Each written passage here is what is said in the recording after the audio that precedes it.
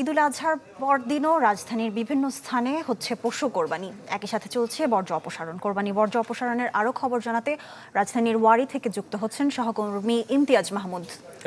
ইমতিয়াজ, আপনি প্রথমত নিশ্চিত করবেন যে কোন কোন পয়েন্ট এখন পর্যন্ত ঘুরে দেখেছেন, যে বর্জ্য অপসারণের যে পরিকল্পনা বা পূর্ব ঘোষণা ছিল সেই অনুযায়ী অপসারণ এখন পর্যন্ত করা সম্ভব হয়েছে কি? ভীম লিকুইড এক ধোয়াতেই তেল চর্বি সব পরিষ্কার মাত্র 50 টাকায়।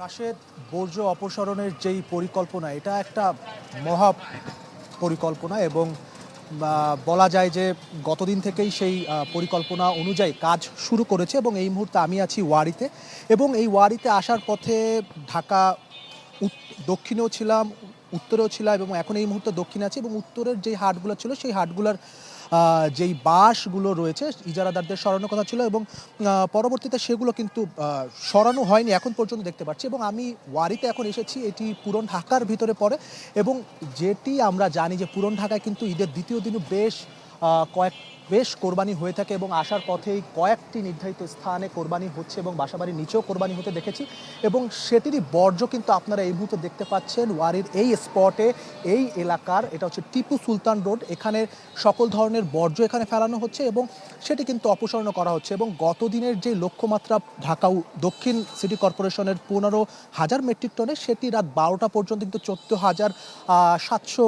কিছু প্রায় 15,000 মেট্রিক টনের মতো ছুঁয়েছে এবং বলা যায় যে এখন পর্যন্ত আজকের যেই ঢাকা দক্ষিণ সিটি কর্পোরেশনের যেই টার্গেট সেটি হচ্ছে যে 11,776 মেট্রিক টন এবং এটিও আজকে নাগাদ পরিষ্কার বা ব্যবস্থাপনা কার্যক্রম চলবে। এবং আরেকটি যেই সমস্যার কথা এখানকার মানুষ উল্লেখ করেছে যে বা বর্জ্য যে পরিচালনা করছেন অপসারণের, তিনি বলছেন যে এলাকা ভিত্তিক মানুষের অসচেতনার কারণে এখনও বাসাবাড়ির সামনে বর্জ্য পড়ে আছে। তারা যদি একটু উদ্যোগী হয়, একটু সচেতন হয়, জিনিসটা অপসারণ করা আরও সহজতর হয়ে পড়বে।